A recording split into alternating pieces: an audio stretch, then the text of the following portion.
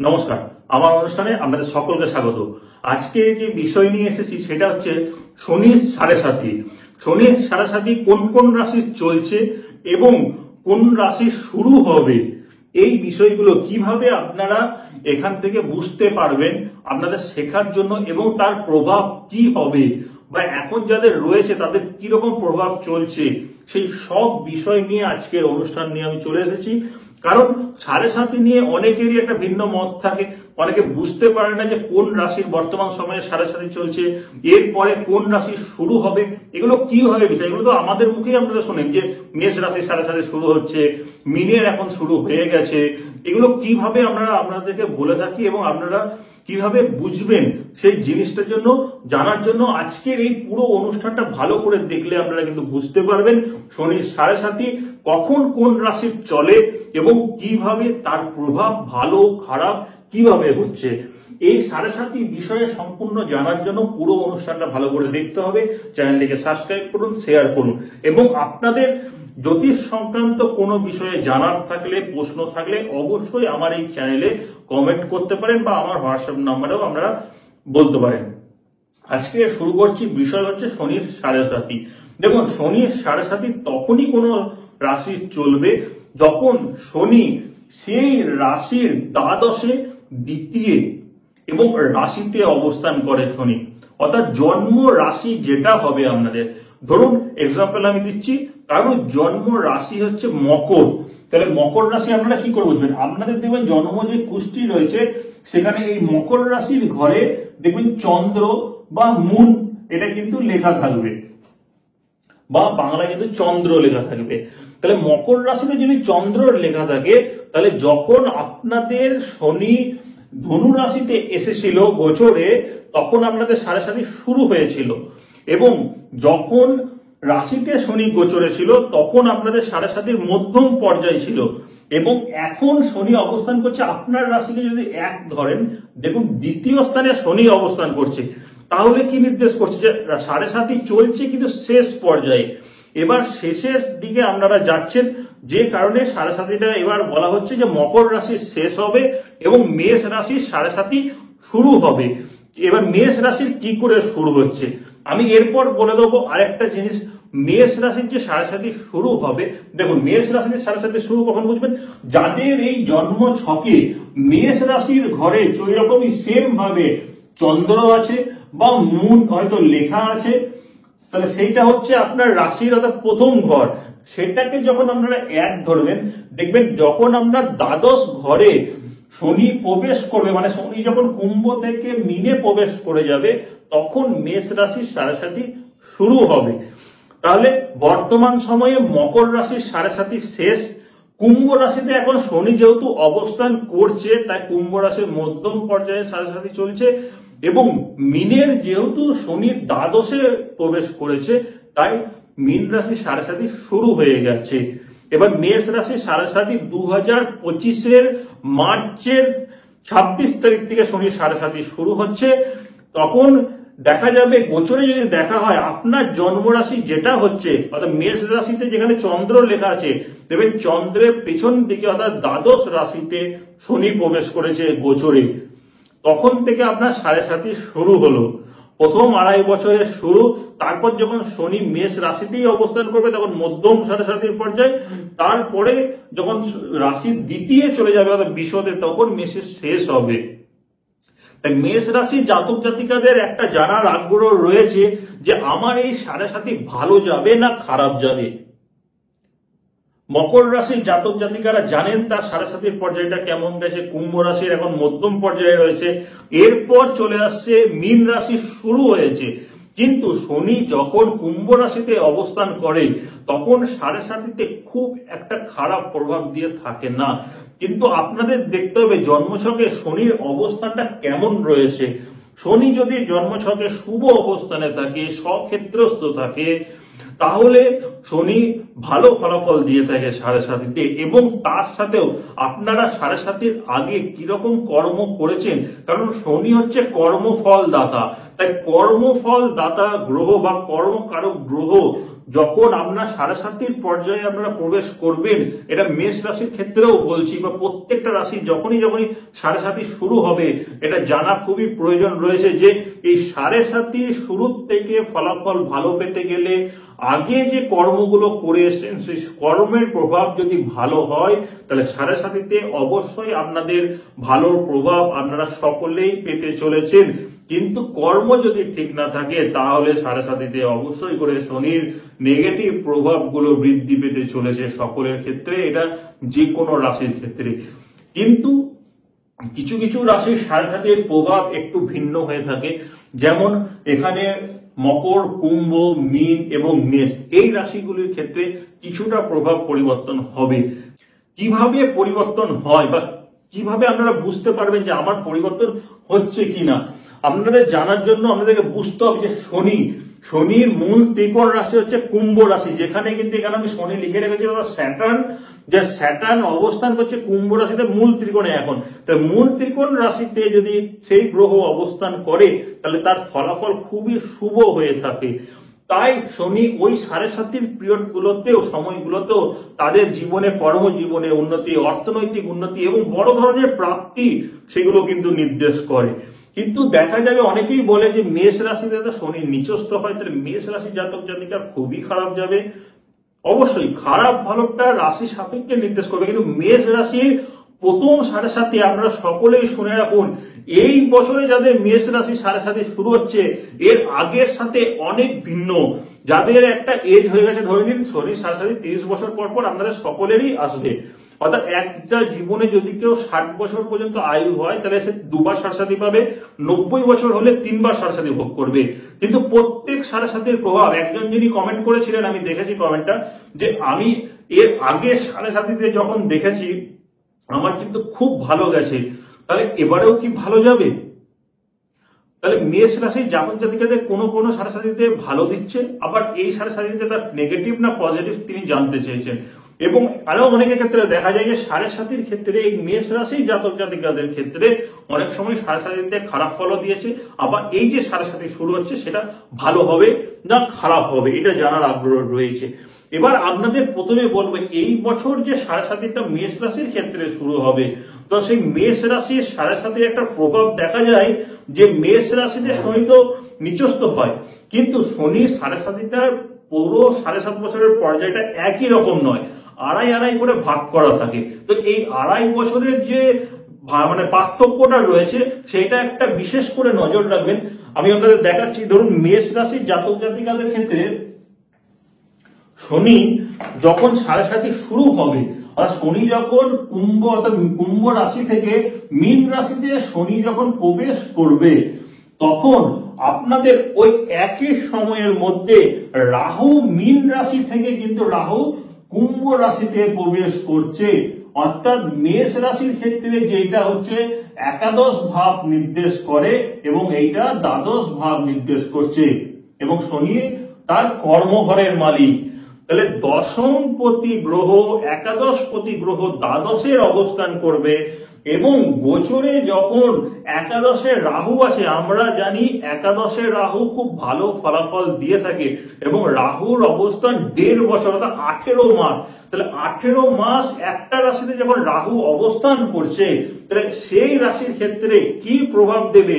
নিশ্চয়ই আমরা জানি যে কুম্ভ রাশি মানে শনির সাথে রাহুর একটা বন্ধুত্বপূর্ণ সম্পর্ক দেখা যায়, এবং সেখানে যখন রাহু অবস্থান করছে, এবং রাহুর যেখানে সম্পূর্ণ একটা নক্ষত্র শতভিসা, অর্থাৎ আমাদের শত অভিলাষা যেটা বলা হয়, সেই শতভিসা নক্ষত্রে রাহু কিন্তু ওখানেই প্রবেশ করবে, এবং ওখানে রাহুর নির্দিষ্ট নক্ষত্র শতভিসা অবস্থান করছে সম্পূর্ণ 13 ডিগ্রি 20 মিনিট। একটা রাশির মান যেমন 30 ডিগ্রি, সেই 30 ডিগ্রিতে 3টে নক্ষত্র অবস্থান করে।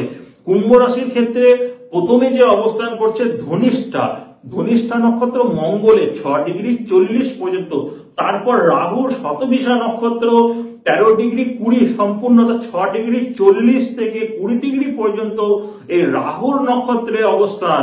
তার পরবর্তী ক্ষেত্রে মাত্র ধরুন 10 ডিগ্রি পর্যন্ত যেটা অবস্থান করবে সেটা বৃহস্পতির নক্ষত্রে।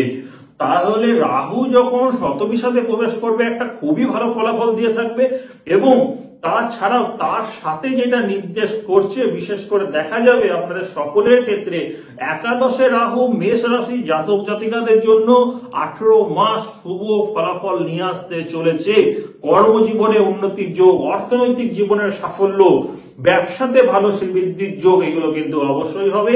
এবং বাড়ি গাড়ির ক্ষেত্রে একটা শুভ যোগাযোগ আসতে চলেছে। তো ফাটকা ভাবে হঠাৎ প্রাপ্তির যোগ আপনাদের রাহু নিয়ে আসতে চলেছে। তাহলে একাদশে রাহু যখন আসছে তখনই আপনার 7.5 শুরু হচ্ছে। তাহলে মেষ রাশি জাতক জাতিকাদের বেশিরভাগ ক্ষেত্রে দেখা যাবে যদি জন্ম ছক ভালো থাকে, শনি রাহুর অবস্থান শুভ হয়, বা যাদের এই সময় দশাগুলো চলবে, তখন দেখা যাবে শনির প্রথম 7.5 পর্যায়ে 2.5 বছরের যে রেজাল্ট সেটা খুব ভালো হতে চলেছে। এবার একাদশে রাহু দ্বাদশে শনি কোন দিকগুলোতে আপনাদের বিশেষ করে দেখা যাবে 7.5 শুভ? যারা কর্ম করছেন বর্তমান সময়ে, বিশেষ করে বাড়ির বাইরে থেকে দূরবর্তী স্থানে বা বিদেশের সাথে যোগাযোগ করতে চাইছেন কর্মের দ্বারা, বিদেশে গিয়ে চাকরি করতে চাইছেন, যেতে পারছিলেন না, শনি 7.5 শুরুর সাথে সাথেই দেখবেন বিদেশে যাওয়ার একটা শুভ সুযোগ আপনাদের চলে এসেছে। বিদেশের সাথে যুক্ত কোনো কর্ম আপনাদের শুরু হচ্ছে। যারা এই আমাদের মার্কেটিং ডিপার্টমেন্টে রয়েছেন বা যারা ইউটিউব ফেসবুকের মাধ্যমে ইনকাম করতে চাইছেন, হচ্ছিল না, কোনো না কোনো বাধার সম্মুখীন হচ্ছিল আপনাদের, সেই জায়গাগুলো এই রাহু এবং শনি একসাথে পূরণ করতে চলেছে আপনাদের। কারণ শনি 12th হাউসে যাওয়া মাত্র, শনি হচ্ছে কর্মফলদাতা, আপনাদের 10ম ঘরের মালিক, আপনার একাদশ ঘরের মালিক দ্বাদশে অবস্থান করে। কর্মজীবনে ভালো সাফল্য অবশ্যই নির্দেশ করছে এই বিদেশের জায়গাটা থেকে। এবং রাহু একাদশে এসে আরো ভালো জায়গাটা গেইন করার জায়গাটা এক্সট্রা একটা, আপনারা সব বিষয়ে একটা ভালো উন্নতির যোগ যেমন পাবেন, সেখানে আধ্যাত্মিক উন্নতিটাও আস্তে আস্তে ধীরে ধীরে আপনাদের হবে। এবং আপনাদের সকলকে বলবো অবশ্যই করে মেডিটেশনটা শুরু করুন যারা করছেন না। আমি সবসময় আপনাদের বলে রাখি যে আধ্যাত্মিক উন্নতির সাথে সাথে আপনাদের সাংসারিক জীবন, কর্মজীবনে যদি যুক্ত যারা রয়েছেন তাদের সাংসারিক জীবনেও সুখ থাকবে, কর্মজীবনও ভালো হবে এবং বৃদ্ধ বয়সের জায়গাটাও ভালো থাকবে। যাদের বয়স হয়ে গেছে 60+ রয়েছেন তারাও মেডিটেশন শুরু করুন, মেডিটেশন করুন। মেডিটেশন করলে আমাদের যে চক্রগুলো রয়েছে এইগুলোকে যদি আপনারা ঠিকঠাক ভাবে ব্যালেন্স করতে পারেন, শরীর সুস্থ থাকবে, আপনাদের শেষ জীবনটা সুখের একটা পরিবার থাকবে, ছেলে মেয়েকে নিয়ে থাকতে পারবেন একসাথে, আপনাদের বৈবাহিক জীবন ভালো থাকবে। এবং এই শনি তীর্থ ভ্রমণের একটা শুভ সুযোগ মেষ রাশির জন্য নিয়ে আসতে চলেছে। তাহলে প্রথম 2.5 বছরের মধ্যে 1.5 বছর তো রাহু আপনাদের শুভ পরিমাণ দিয়ে দিচ্ছে, তার পরবর্তী ক্ষেত্রে রাহু দেখুন সেই মকর রাশিতেই আসবে আবার।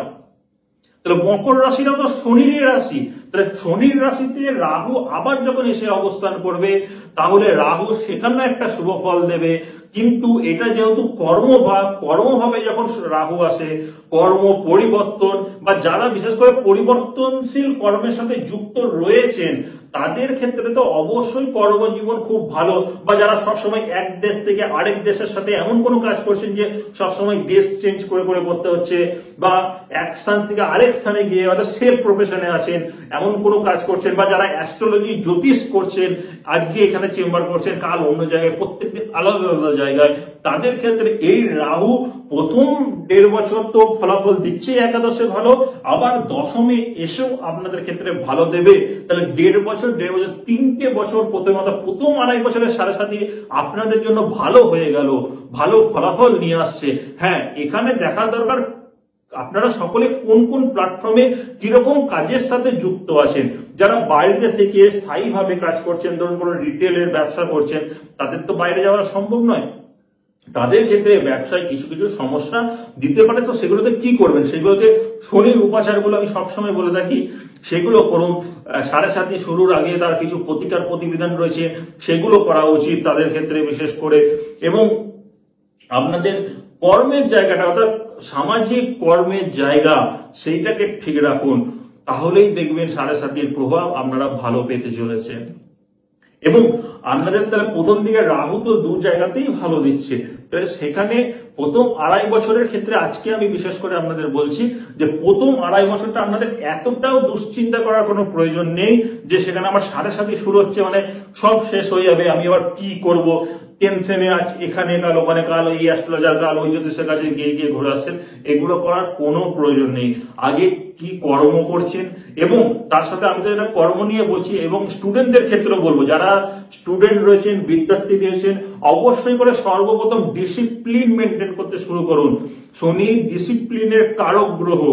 যদি আপনারা প্রত্যেক দিনের শিডিউল মেনটেন না করেন, ডিসিপ্লিন মেনটেন না করেন, তাহলে কিন্তু পড়াশোনার জায়গাতেও কিন্তু হ্যাম্পার করবে, পড়াশোনার ক্ষেত্রে বাধা, শরীর অসুস্থতা, বা হঠাৎ করে পরীক্ষার সময় বিশেষ করে দিলেন শরীর অসুস্থ হয়ে যাচ্ছে, এই সমস্যাগুলো কিন্তু দেখা যাবে।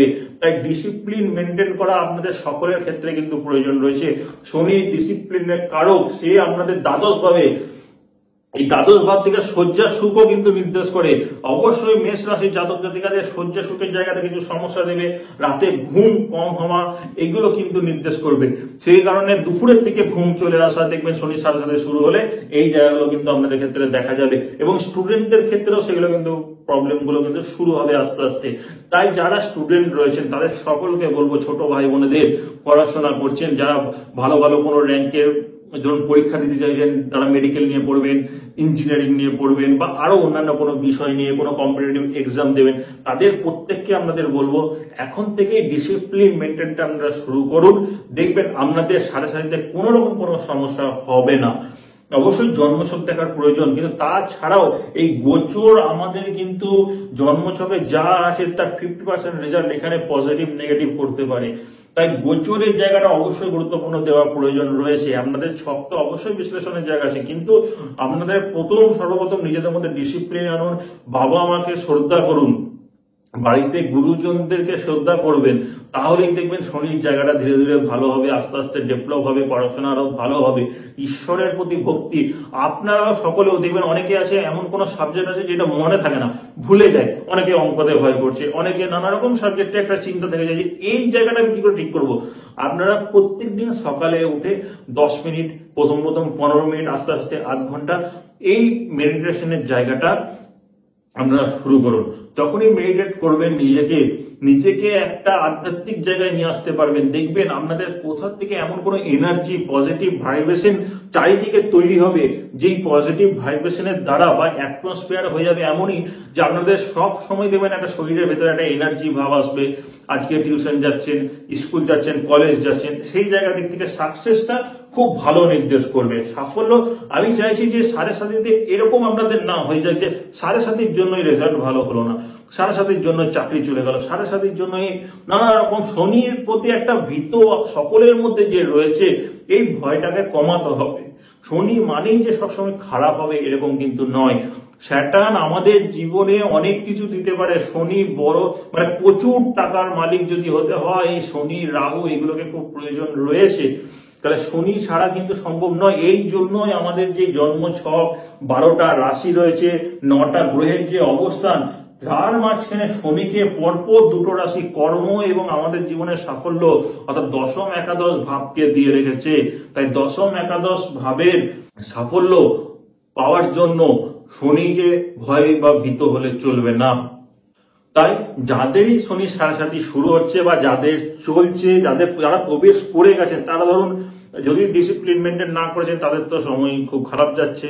যারা কর্মফল ঠিক নেই, কর্মজীবনে কোনো সমস্যা আছে, বা জন্ম ছকে শনির অবস্থান ঠিক নেই, বা হয়তো গুরুজনদের সাথে সম্পর্ক ঠিক নেই, যারা আধ্যাত্মিক দিকে এখনো পর্যন্ত যেতে অগ্রসর হতে পারেননি, কোনো না কোনো একটা বাধা চলে আসছে, যাদের বাধার সম্মুখীন হতে হচ্ছে, বা পূর্বজন্মের এমন কোনো কর্ম থাকে যেই কর্মের ফল এই জন্মে ভোগ করতে হচ্ছে, আমাদেরকে এই 7.5 সময় কিন্তু হতে হয়।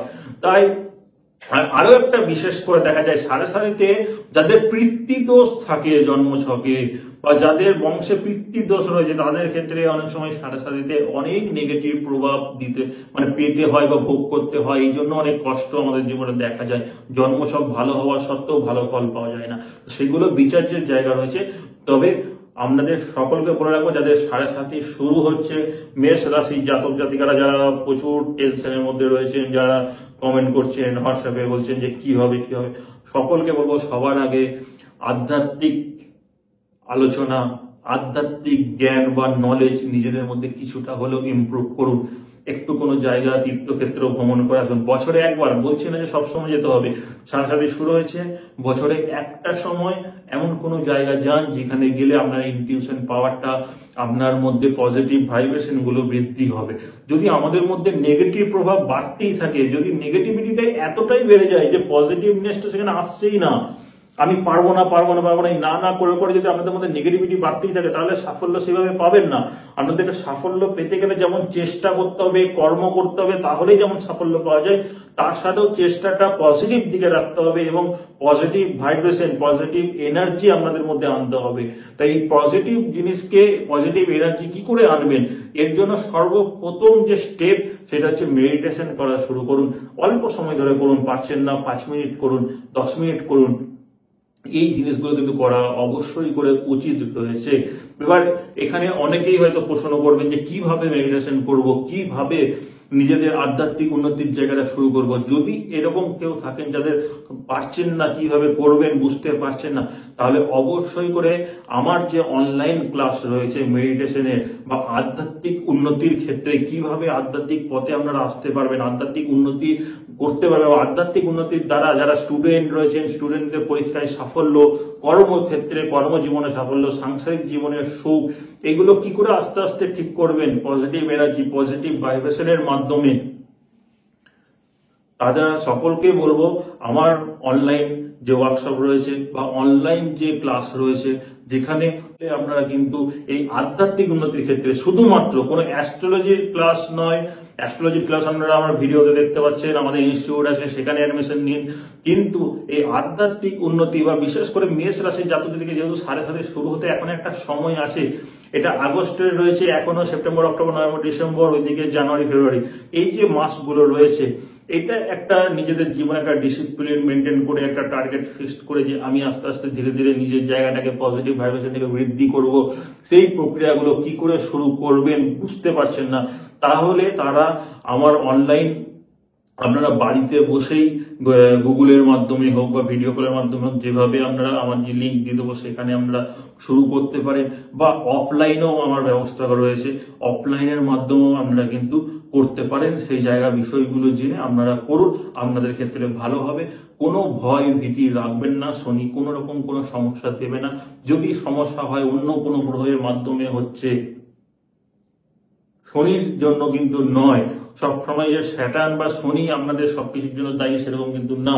হতে পারে আপনার সঙ্গে রবি গ্রহ খারাপ, হতে পারে বৃহস্পতি খারাপ, যে কারণে জ্ঞানের জায়গাটা বৃদ্ধি হচ্ছে না, হতে পারে আপনি এমন কোনো অ্যাটমসফিয়ারে রয়েছেন যেখানে নেগেটিভিটি, বা আপনার বাস্তুর দোষ রয়েছে, বাস্তুটা খারাপ, যে কারণে পড়াশোনায় মন বসছে না, অস্থিরতা, চঞ্চলতা এইগুলো বৃদ্ধি পাচ্ছে, বা ঘরের মধ্যে একটা নেগেটিভ এনার্জি গুলো বেড়ে যাচ্ছে, অসুস্থতার জায়গা বৃদ্ধি পাচ্ছে, সুস্থ হতে পারছেন না, আপনি চাইছেন পড়াশোনা করতে কিন্তু আপনার শরীর সাপোর্ট করছে না। এইগুলোর জন্য নিজেদের আধ্যাত্মিক উন্নতি বা পজিটিভ ভাইব্রেশন, মেডিটেশন করা উচিত, যার কারণে, এবং এর পরবর্তী ক্ষেত্রে আরো অনেক ধাপ রয়েছে। এই নয় যে শুধু মেডিটেশনটা একটা ধাপ, মেডিটেশনটা প্রথম ধাপ। প্রথমে যদি আপনারা নিজেকে মেডিটেট করতে পারেন, আস্তে আস্তে ধীরে ধীরে অনেক ভিজুয়ালাইজেশন রয়েছে, অ্যাফার্মেশন রয়েছে, এরকম ল অফ অ্যাট্রাকশন আছে আমাদের, যার মাধ্যমে আমরা আমাদের এই পরিবেশের, ইউনিভার্সের থেকে অনেক কিছু অ্যাট্রাক্ট করতে পারি নিজেদের ক্ষেত্রে, পজিটিভ জিনিস, নেগেটিভ জিনিস। তাই কোনটাকে কিভাবে অ্যাট্রাক্ট করতে হয় এই জিনিসগুলো সঠিকভাবে জানতে হবে, এবং তার জন্যই আমার অনলাইন ক্লাস রয়েছে, সেখানে ওনারা জানতে পারবেন, অফলাইনের মাধ্যমেও জানতে পারবেন।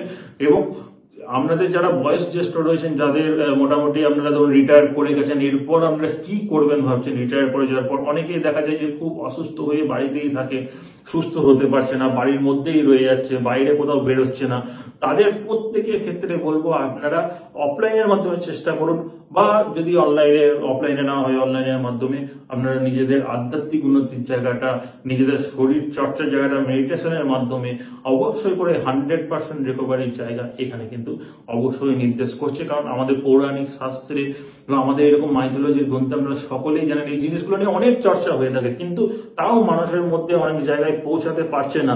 তাই সকলের জন্য আমি নিয়ে এসেছি, সেইগুলো অবশ্যই করুন। এবং এই শনির 7.5 মেষ রাশির প্রথম পর্যায়ে সেরকম ভয়ের কারণ নেই, ভয়ের জায়গাটা রাখবেন না। যদি কোনো জায়গায় ডাউট থাকে, বুঝতে অসুবিধা হয়, আমাকে কমেন্ট করবেন, হোয়াটসঅ্যাপের মাধ্যমেও জানতে পারবেন। আর যাদের সাড়ে সারি চলছে, মকর রাশি, কুম্ভ রাশি, মীন রাশি, যারা প্রবেশ করে গেছেন অলরেডি, তাদের ক্ষেত্রেও বলবো যারা মকর রাশি তো প্রায় শেষ হয়েই গেল, এবং কুম্ভ এবং মীনের যে মধ্যম পর্যায়ে রয়েছে, আপনাদের ক্ষেত্রেও কিন্তু এই আধ্যাত্মিক উন্নতির জায়গাটা, শনির উপাচারগুলো এবং প্রতিকার যদি সঠিকভাবে করেন, সাড়ে সাতিতে ভয়ের কোনো কারণ নেই। তাই এই সাড়ে সাতির কিভাবে বুঝবেন, রাশি এবং শনির অবস্থান সাপেক্ষে আপনাদের বললাম। যদি বুঝতে অসুবিধা হয় আপনারা বলবেন, আমি আবার পরের দিন একটা অনুষ্ঠান নিয়ে আসবো বা লাইভ আমি রাখতে চলেছি, যেখানে আপনারা সরাসরি প্রশ্ন করলেও উত্তর পাবেন। আজকের মতো অনুষ্ঠান এখানেই শেষ করব। সকলেই ভালো থাকবেন, সুস্থ থাকবেন। নমস্কার।